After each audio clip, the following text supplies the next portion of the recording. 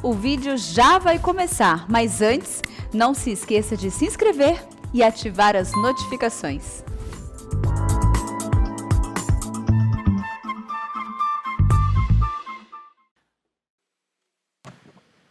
Boa noite, irmãos. Que a paz e a graça do Senhor estejam com vocês. Abra comigo as suas Bíblias na carta de Paulo aos Efésios, no capítulo 5. Referência que está aí na arte era Marcos 15, mas na verdade é Efésios 5. Efésios capítulo 5.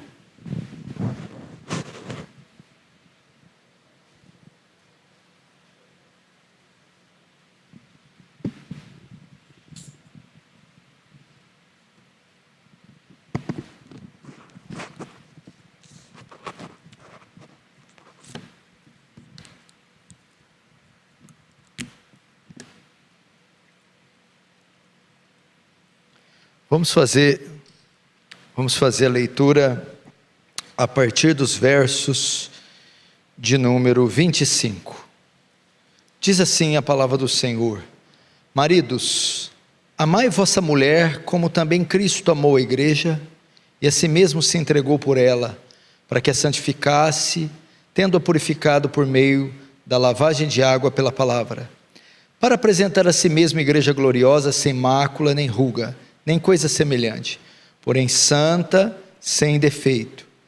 Assim também os maridos devem amar sua mulher como o próprio corpo. Quem ama a esposa a si mesmo ama, porque ninguém jamais odiou a própria carne. Antes alimenta e dela cuida, como também Cristo faz com a igreja, porque somos membros do seu corpo. Eis porque deixará o homem, seu pai e sua mãe, se unirá à sua mulher, e se tornarão os dois uma só carne. Grande esse mistério, mas me refiro de Cristo e a igreja. Até aí deixa aberto aí, não feche.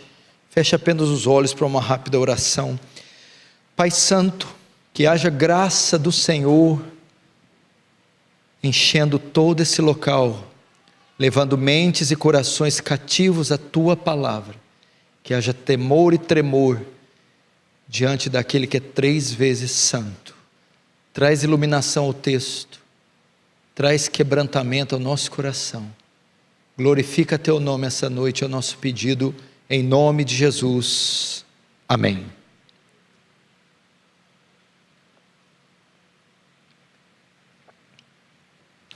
Irmãos, preste atenção aqui, para mim é uma honra e um privilégio estar diante de vocês, podendo compartilhar do Santo Evangelho de Cristo, da Santa Palavra de Deus.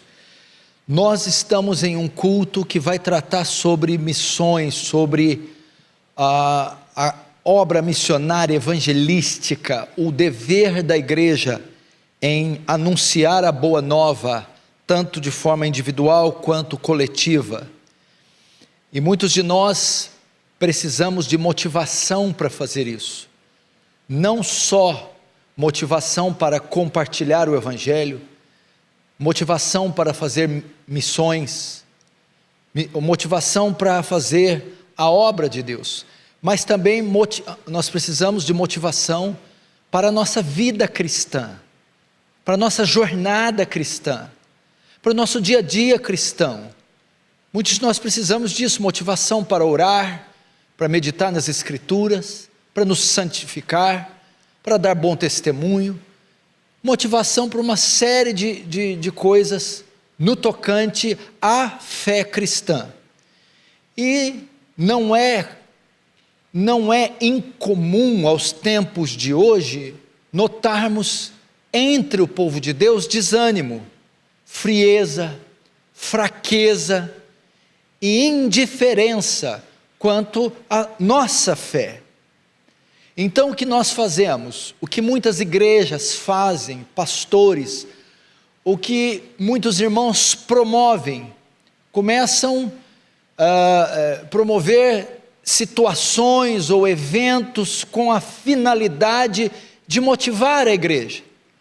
Outros vão buscar motivação em objetos, em pessoas, no lazer, no entretenimento, ou em qualquer outra forma que os deixe de pé, que os deixe firme. Mas, todavia, não obstante, isso tudo passa como fogos de artifício, não é duradouro, e o resultado que temos é uma igreja cheia de altos e baixos, tanto na sua fé individual, quanto na sua missão da propagação do Evangelho. Aonde devemos buscar motivação? De onde deve vir nossa motivação? Como fazemos para sermos crentes, motivados, fervorosos, intensos? Simples, meu irmão. Nossa motivação deve estar em Cristo e na sua obra redentora. Isso ocorreu com os discípulos. Certa feita, os discípulos tinham vindo de uma missão, tinham vindo de um desafio que tinha sido confiado a eles. Eles tinham expulsado os demônios, tinham cumprido a sua tarefa com exímia perfeição e vieram saltando de alegria e disse: mestre, os demônios nos submetem, nunca vimos tal assim em todos os lugares, homens comuns como nós, munidos agora de poder, de autoridade, contra entidades malignas, contra hostes malignas, nós as ordenamos e elas se sujeitaram. Então os discípulos ficaram exultantes, e o mestre, sábio como é, onisciente como é, disse: imagino que certamente na fila dos empolgados, encabeçando tudo isso, estava Pedro.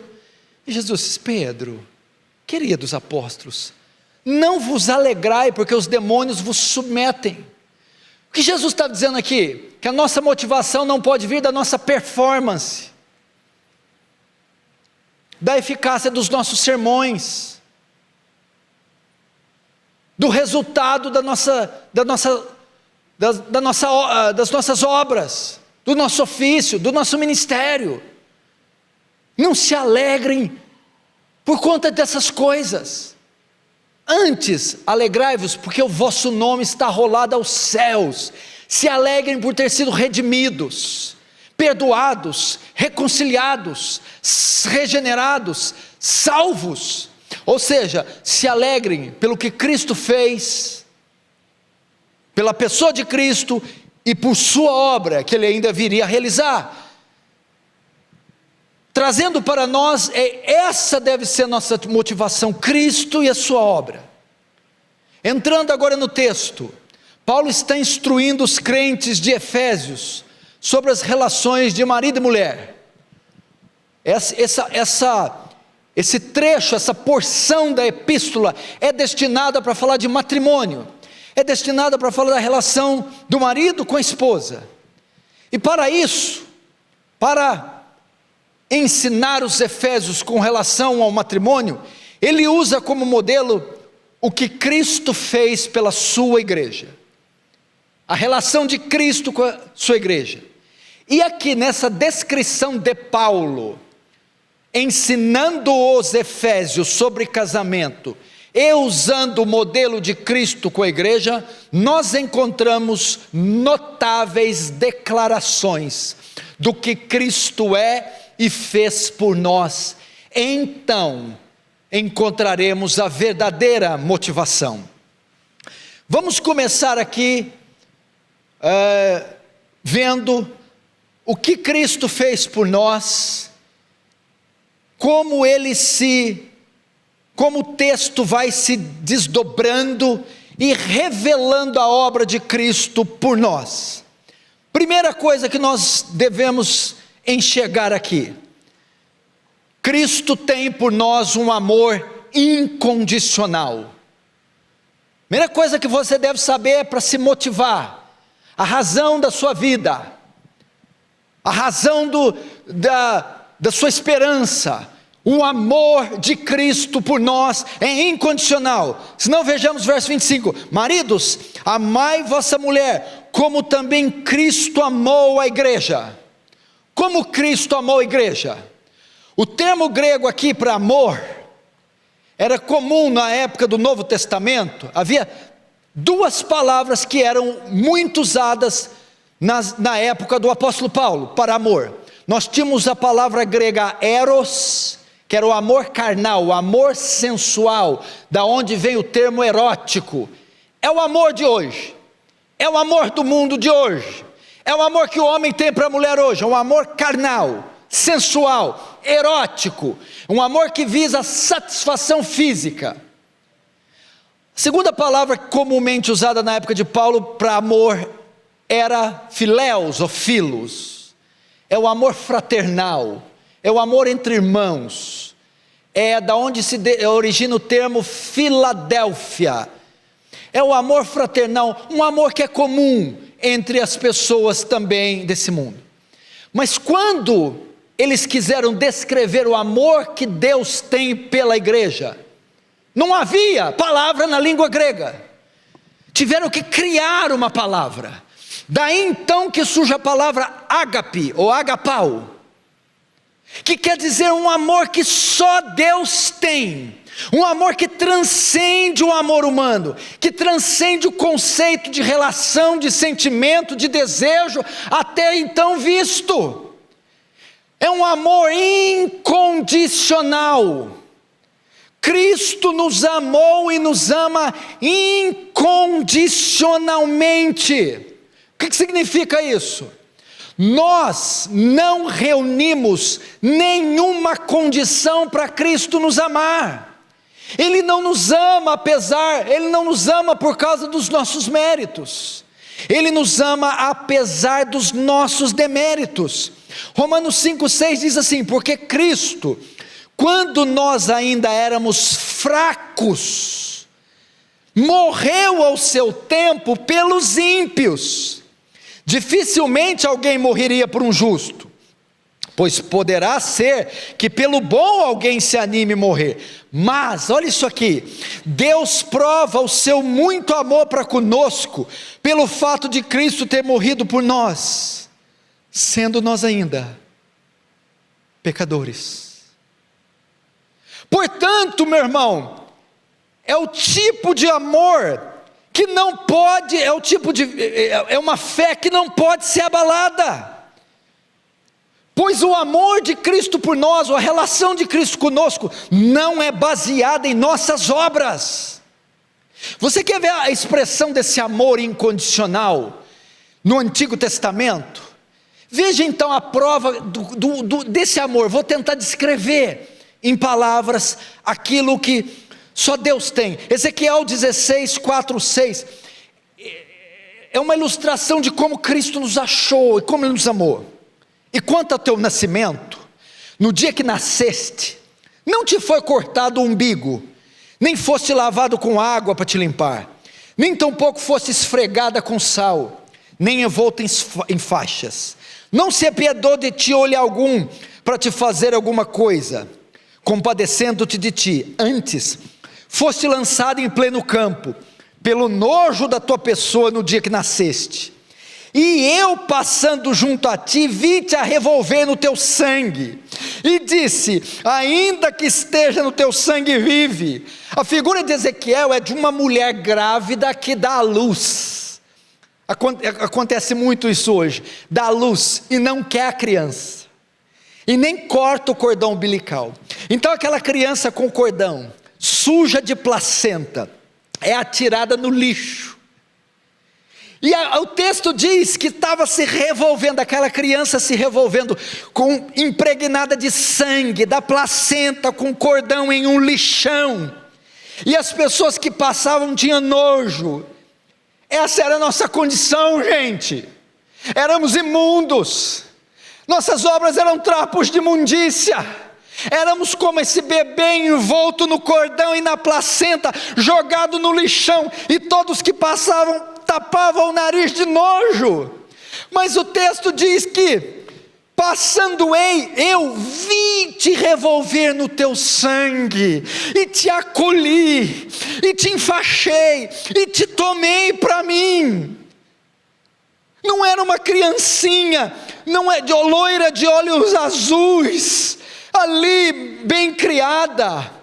Era um feto jogado no lixo, se revolvendo no sangue. Ou seja, Ele nos achou na nossa imundícia de pecado e nos amou desse jeito. Quando o filho pródigo voltou para o pai, você já parou para pensar nisso? Já parou o filho pródigo? Ele estava habitando aonde? Em um chiqueiro. Estava ali vivendo com porcos, todo cheio de farrapos, cabelo grande, barba por fazer, gordura, sujeira, crostas. E a Bíblia diz que quando o pai o viu, o avistou, correu e o abraçou e o beijou. Mas o que tem de mais nisso? O filho pródigo não teve tempo de tomar banho. O filho pródigo não aparou a barba, os cabelos, tomou um banho, não. O pai o abraçou fedendo, o abraçou cheio de andrajos, o abraçou imundo. Deus nos ama incondicionalmente. Isso não é suficiente para você pregar, fazer evangelismo? Um amor incondicional, primeiro. Segundo, não é só um amor condicional, é um amor também sacrificial.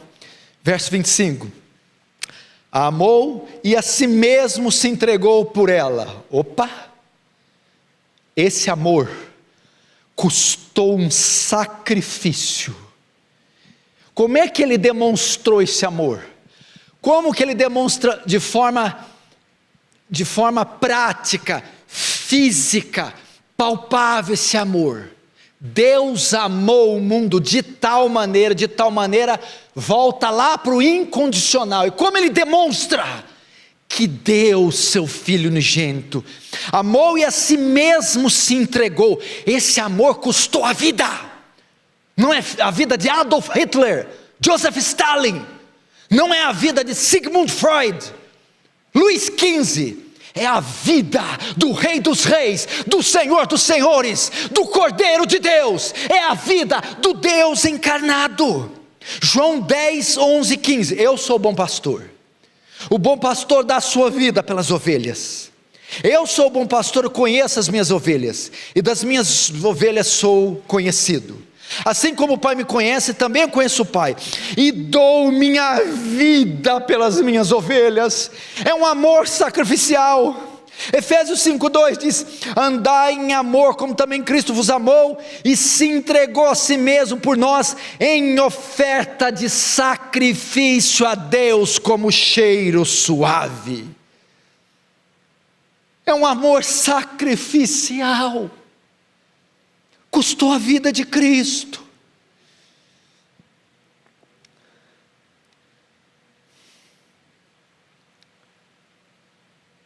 Vocês conhecem aquela parte de João que diz assim: e tendo dito isto, expirou.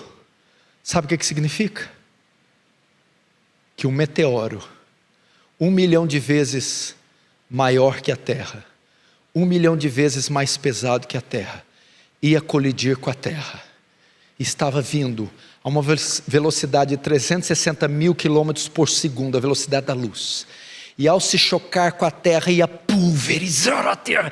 Então, alguns segundos antes dela se chocar com a terra, uma parede enorme, 1000 vezes maior que o meteoro, 1000 vezes mais espessa, se coloca entre o meteoro e a terra. Então o meteoro se choca com toda a sua fúria contra a parede. E acontece bilhões de estilhaços, de modo que nenhum estilhaço toca na terra. Mas a parede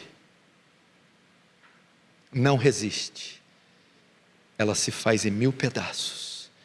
Pois é uma ilustração para dizer que a ira de Deus estava descendo sobre nós.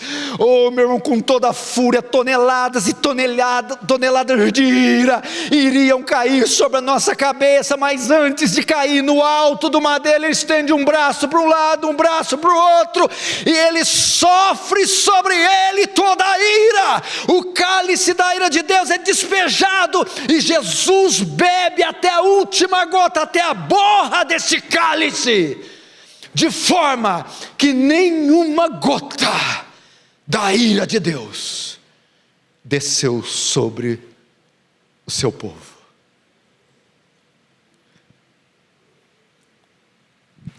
Mas tem um negócio: Jesus não suportou, ele morreu. Pai, nas tuas mãos entrego o meu espírito. E tendo dito isso, expirou. É um amor sacrificial.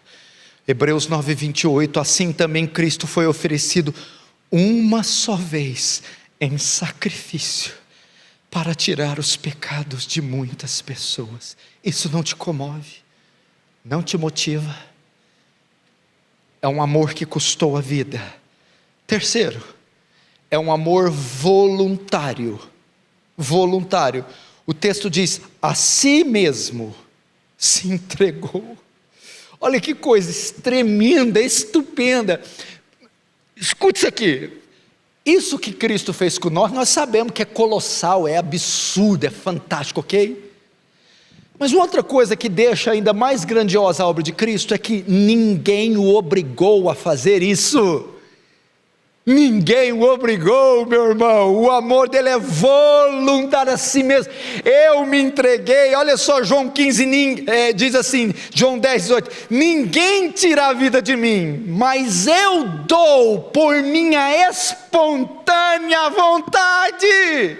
Não foi o diabo que tirou a vida de Jesus, não foi a morte, outro ser, ele a doou, ele a entregou. É um amor voluntário. João 15:13, ninguém tem maior amor que esse. Como que é? De dar a alguém a sua vida pelos seus amigos. Eu dei, foi voluntário. Oséias 14:4 diz: eu voluntariamente vos amei. É um amor voluntário, é um sacrifício voluntário. Você quer me fazer uma pergunta? Por que é que Deus me salvou? Por que é que Deus me perdoou?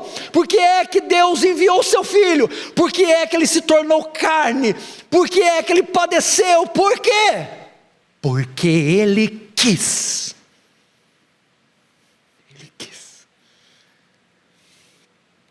Ele quis. Ele quis. Amor voluntário. Veja só Mateus 26, 52, 56. Então Jesus disse: embainha a tua espada, Pedro, porque todos que lançarem mão da espada, a espada morrerão. Ou pensas tu que eu não poderia agora orar a meu Pai, e Ele não me daria 12 legiões de anjos? Como, pois, se cumprir a escritura que dizem que assim convém que aconteça? Então disse Jesus às multidões: saíste como para um salteador com espadas e varapaus para me prender? Todos os dias eu me assentava junto de vós, ensinando no templo, e não me prendestes. Mas tudo isso aconteceu para que se cumprisse as escrituras dos profetas. Então todos os discípulos deixaram e fugiram. Veja Jesus dizendo: embainha a espada, se eu quisesse, eu ordenava meu Pai. Então por que é que eles vão te pegar? Porque eu quero. É um amor voluntário. Isso não te comove? Voluntariamente vos amei, disse Oséias. Aí o texto de 14 termina, que é um dos textos mais elegantes da Bíblia. Decore, recite ao ar livre, cante esse versículo. João 10:18, se puder colocar na tela, João 10:18. Ninguém tira a minha vida de mim, mas eu dou por minha espontânea vontade. Tenho autoridade para dá-la e para retomá-la. Esta ordem, ou em outras traduções, este mandamento, recebi do meu Pai. Eu a dou por mim mesmo. Você quer, irmão, Jesus amou você voluntariamente. Ele quis amar, não foi obrigado a fazê-lo. Quarto, é um amor também salvador. é um amor incondicional, sacrificial, é um amor voluntário, mas é também um amor salvador. Verso 23. Porque o marido é o cabeça da mulher, como também Cristo é o cabeça da igreja, sendo este mesmo salvador do corpo.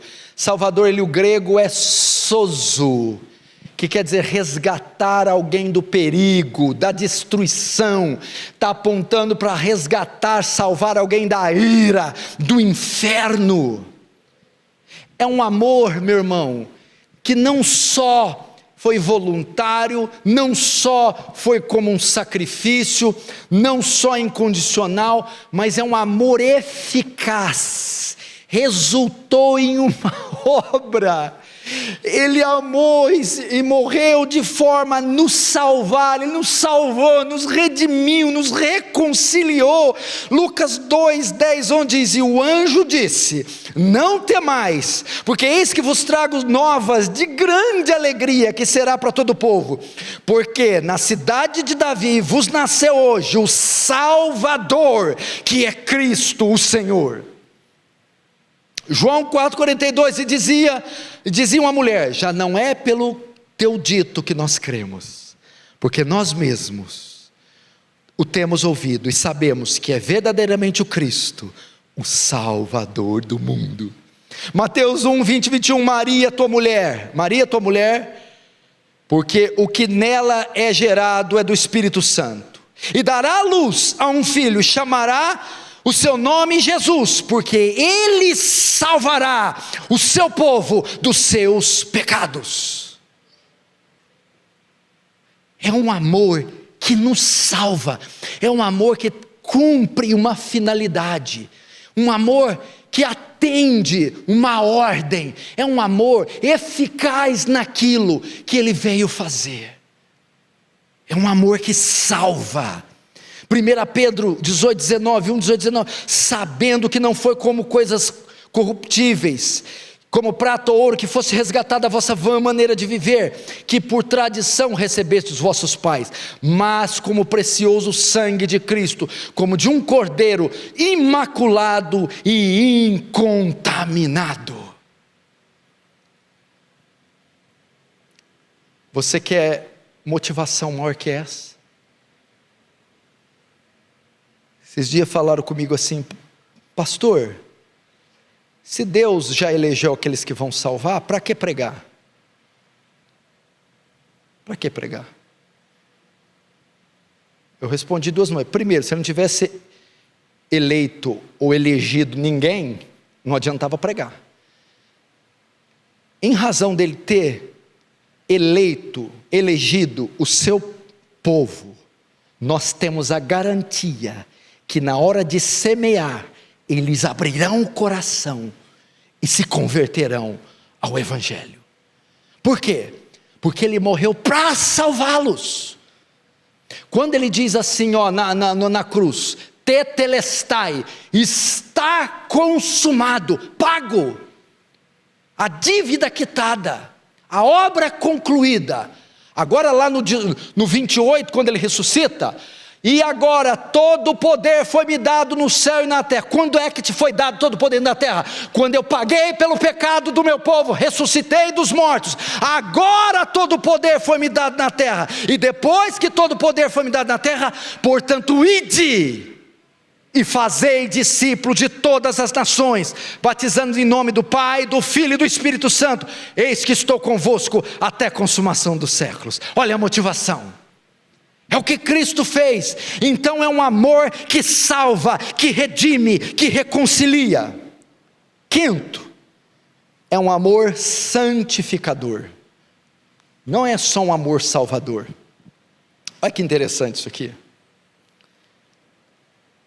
Estávamos em uma cisterna, uma fossa de lama.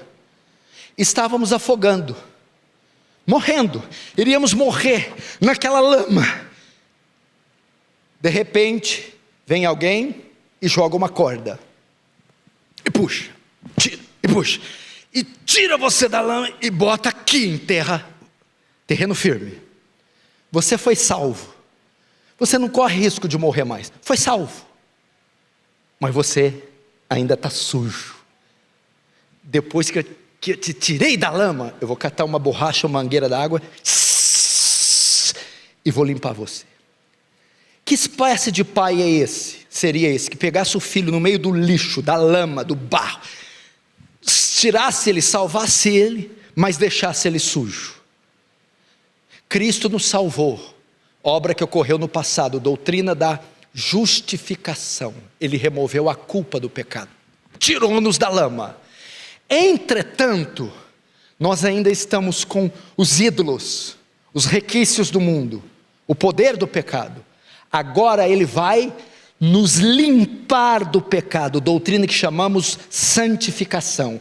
Uma se dá no passado, Ele lida com a culpa. A outra se dá no presente, Ele lida com o poder do pecado. E agora o pecado não terá mais domínio sobre vós. É um amor que agora nos purifica, é um amor que nos embeleza, que nos santifica.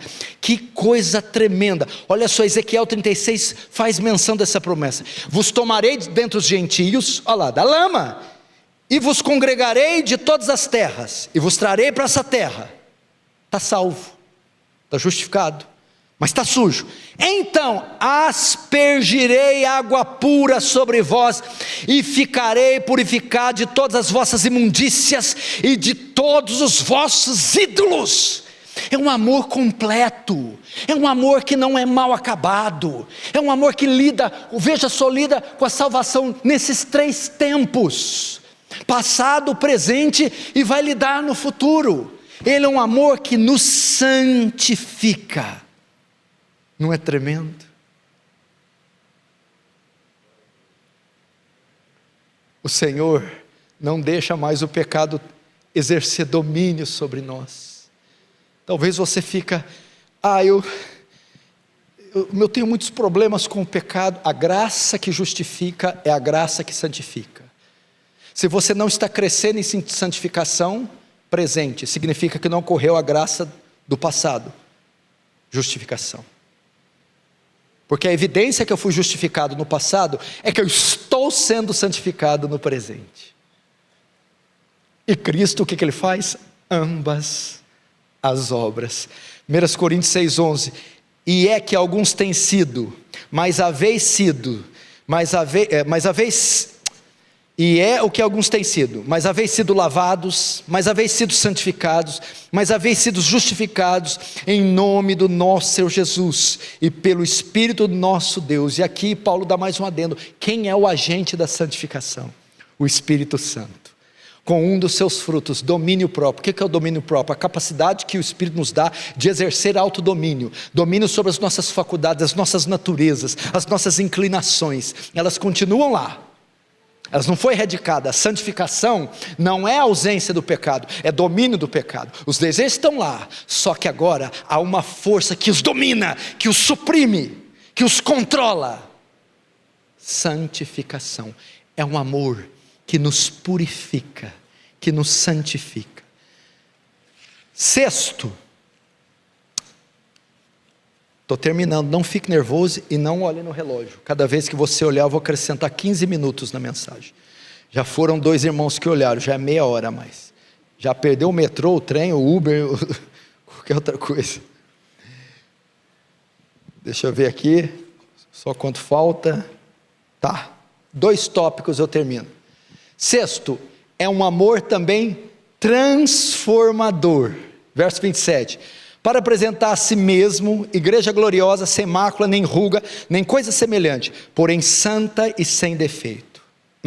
Olha que interessante esse texto. A ideia de casamento aqui é do Antigo Oriente, ok? E Paulo está usando um casamento da época para ilustrar o relacionamento de Cristo e da igreja, ok? O que acontecia aqui? O casamento antigo não era como o de hoje. Acontecia um noivado, e o noivado era quase que um casamento. Uma vez que o homem e mulher ficavam noivos, eles já estavam compromissados, mas ainda não ocorria o casamento. Para ficar noivo, o que acontecia? O noivo, o homem, tinha que ir até o pai da noiva e pagar um dote para ela. ao pagar este dote, ele estava já noivo, compromissada, a moça era dele, só que o casamento não havia sido consumado. Depois que pagava o dote, o que eles iam fazer? Ia ser destinado um tempo para ambos se prepararem. A noiva e o noivo se preparavam para então se casar, se unir. Ok? O amor é transformador. Não é isso que o texto está dizendo? Cristo já pagou o dote, já comprou a noiva, porém ainda não tomou a noiva. Por quê? Porque antes da noiva e do noivo se encontrar, a noiva tem que se ataviar, se preparar. Ele nos comprou, mas nós ainda estamos mancos, somos pecadores, ok? 1 Coríntios 50 diz: agora digo isto, irmãos, que carne e sangue não pode herdar o reino de Deus, nem a corrupção herdar a incorrupção. O que significa? Carne e sangue é esse corpo, essa matéria. Corrupção, esse estado caído. Nós nessa condição não estamos preparados para encontrar com Cristo. Não estamos.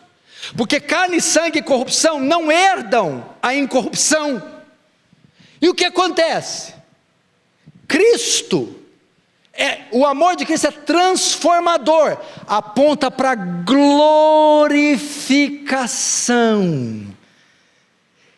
1 Coríntios 15 diz: eis que vos digo um mistério, nem todos nós morreremos, mas seremos transformados, num abrir e fechar de olhos, ante a última trombeta. A trombeta soará, e os mortos ressuscitarão, e nós os vivos seremos transformados, porque é necessário que isso que é corruptível se revista da incorruptibilidade, porque está dizendo aqui, que Cristo a santificou para apresentar a si mesmo, igreja gloriosa, sem mácula, sem ruga, sem coisa semelhante. Nós temos mácula, ruga e mancha, mas quando Cristo voltar, aquilo que tem ruga se transformará sem ruga, e que tem mácula ficará sem mácula, e o que tem defeito ficará sem defeito. Ele nos transformará, é um amor que transforma de maneira a nos preparar para o casamento, para as bodas do Cordeiro. Então isso que é corruptível se reveste da incorruptibilidade, isso que é mortal se reveste da imortalidade. Cumpre-se-á então a palavra que diz: estragada foi a morte na sua vitória. Onde está a morte, a tua vitória? Onde está, o inferno, o teu aguilhão? Ora, a força do pecado é a lei, e o aguilhão da morte é a lei. A força do pecado é a lei, mas graças a Deus que nos dá a vitória por Cristo Jesus. Mas você vai entender aonde isso vai dar. É um amor também eterno. Aí Paulo vai fazer uma coisa aqui estranha, vai tirar um texto de Gênesis.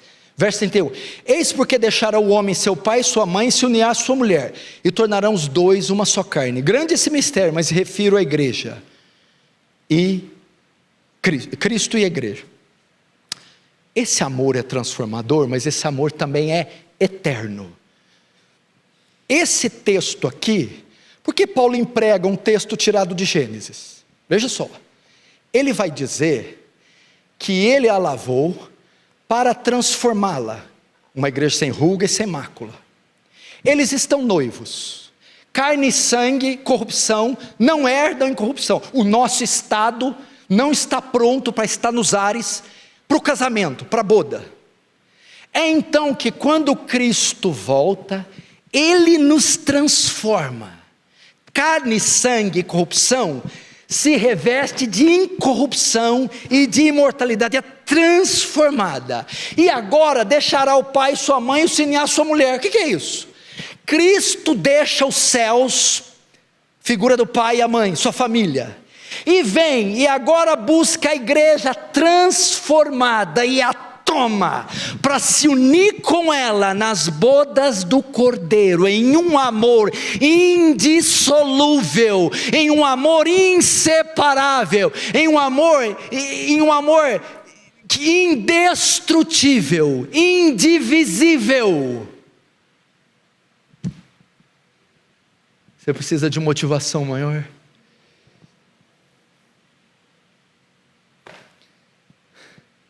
Cristo deixou os céus para vir esse mundo resgatar e buscar, a fim de se unir com ela. Você quer ver o retrato disso? Entra comigo na história, Apocalipse 19, 6, 7. E ouvi como que a voz de uma grande multidão, e como a voz de muitas águas, e como a voz de grandes trovões, que dizia: aleluia, pois já o Senhor Deus Todo-Poderoso reina, regozijemo-nos nele, e alegremo-nos, e demo-lhes glória, porque vindas são as bodas do Cordeiro, e já a sua esposa se aprontou. Glória a Deus. E o Apocalipse 21, verso 2 a 9 diz: e eu, João, vi a cidade, a nova Jerusalém, que descia do céu, endereçada como uma esposa ataviada ao seu marido. E veio a mim um dos 7 anjos, que tinha 7 taças cheias das últimas 7 pragas, e falou comigo dizendo: vem, mostrar-te-ei a esposa, a mulher do Cordeiro. Eu e você. Eu e você. É um amor eterno. Ele pagou o dote, morreu na cruz. É dele, mas ele ainda não pode tomá-la, porque ela não está preparada para a boda. Carne, sangue e corrupção, essa vida de pecado. Então, quando ele voltar e a glorificá-la, ele a toma para ele, se une com ela nas bodas do Cordeiro. A Bíblia diz que o Cordeiro, a lâmpada será. Não necessitaremos de sol, ele brilhará sobre nós. Lá não haverá luto, nem pranto, nem choro, nem dor. Gente, tem alguma coisa que se compara com isso aqui? Você vai me falar de Alcorão, Kardec, Freud, Buda, Confúcio, Hare Krishna? Não. Isso é minha motivação. É toda vez que eu coloco a minha alegria na minha performance, eu me frustro, porque invariavelmente nós fracassamos. Mas quando olhamos para Jesus, autor e consumador da fé, quando nos alegramos não porque os demônios nos submetem, mas porque o nosso nome está rolado aos céus, quando olhamos para o amor de Cristo, o que Cristo fez conosco, então vem força, vem ânimo, nós nos erguemos, nos motivamos e vamos à obra, e vamos à causa. Amém? Vamos orar então. Feche os olhos.